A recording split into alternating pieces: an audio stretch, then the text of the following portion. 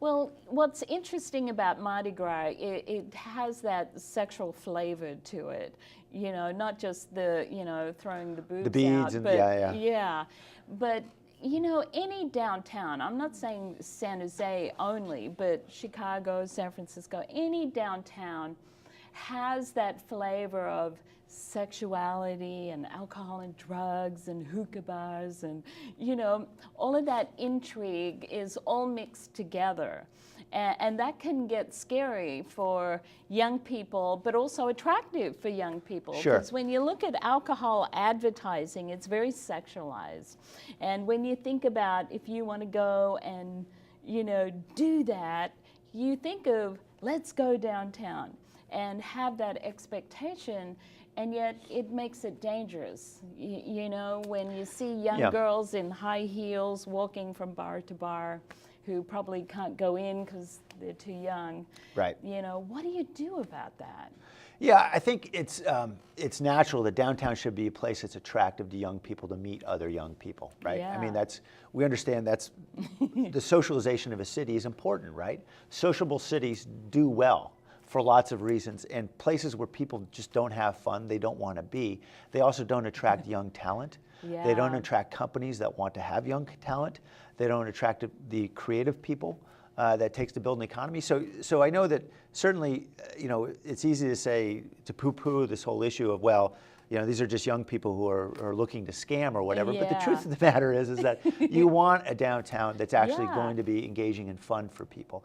Now, where obviously there are risks, and there's an acceptable level of risk and there's unacceptable. What's unacceptable is having young people who are below the age of majority to be out there trying to sneak into bars and out in parking lots drinking or engaged in drugs.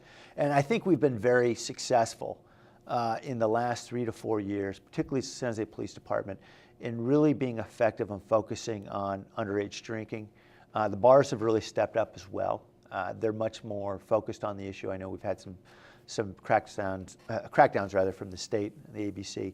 Right. But I think we're finally getting a handle on that problem in a good way. The really critical thing is we need more venues for underage young people. Non-alcoholic venues where they can enjoy live music, where they can dance, where they can just have a good time and not have to deal with, you know, the bars and everything else. And you know, we do have one venue in particular, but we need more. Absolutely. Yeah. And when you only have one, you know, it's like, is that all there is? Right. Right. People want variety. Yes. Yeah. And frankly, I think we've really come upon this approach of live music as being a key strategy for making a more vibrant but safe downtown where people can enjoy entertainment without having to necessarily be involved in a drinking culture. Yeah. The other thing is, what's your feelings around, you know, the proliferation of medical marijuana dispensaries? Sure. There seems to be more than 98 now in San Jose alone. And I know I was at the one day special meeting at City Council, and it's a very complex issue. It is. It's much more complex than I think anybody would like to believe when you just read the headline.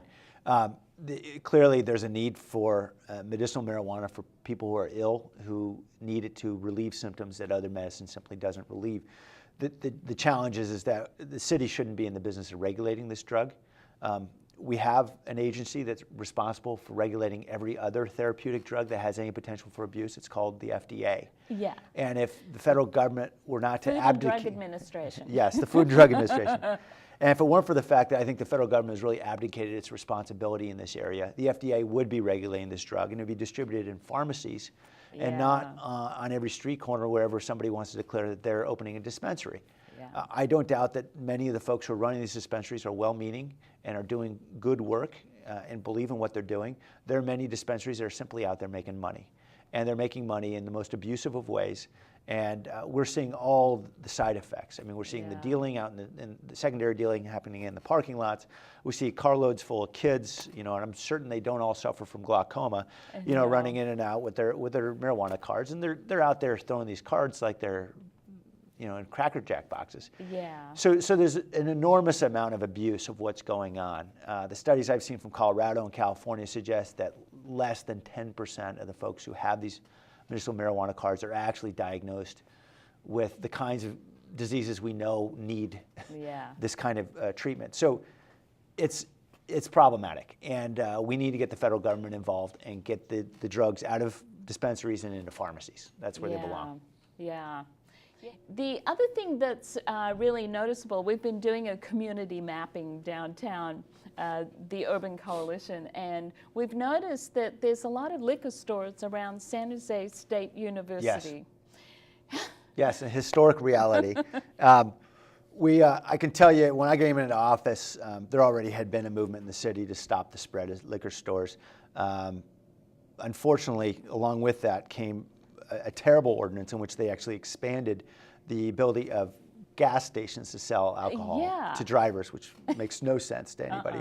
But anyway, in the time that I've been in office, we have only allowed 2 off-sale alcohol permits in the entire district, and both of those were with large-scale grocery stores, where it's appropriate. The grocery stores essentially need it in order to be able to make their margins, but we don't allow it anymore for anything other than a large grocery store, where we do see challenges, obviously, in the number. And when we had the resources, for instance, over on Empire Street, we converted a liquor store to a daycare center.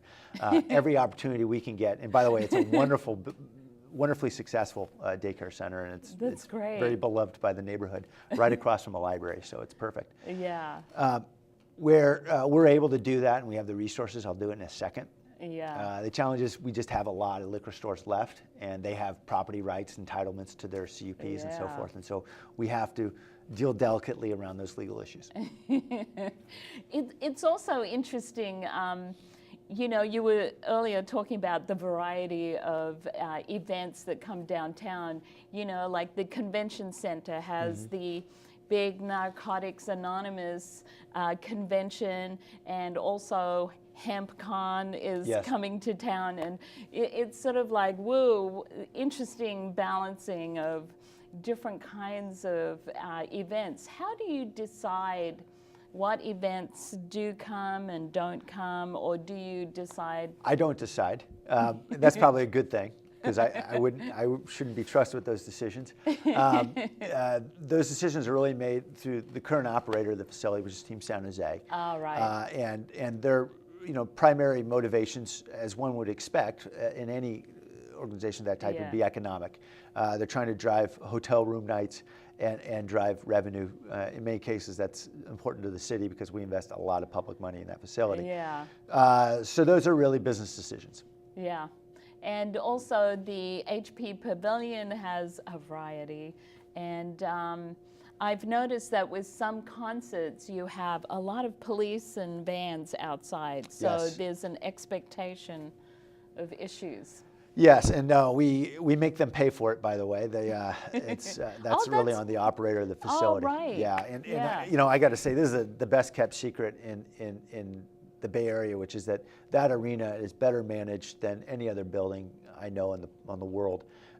It's the 10th every year. It's always in the top 10 in terms of the attendance of any non-sports facility on the planet, which is extraordinary. I mean, we were right up there with Madison Square Garden.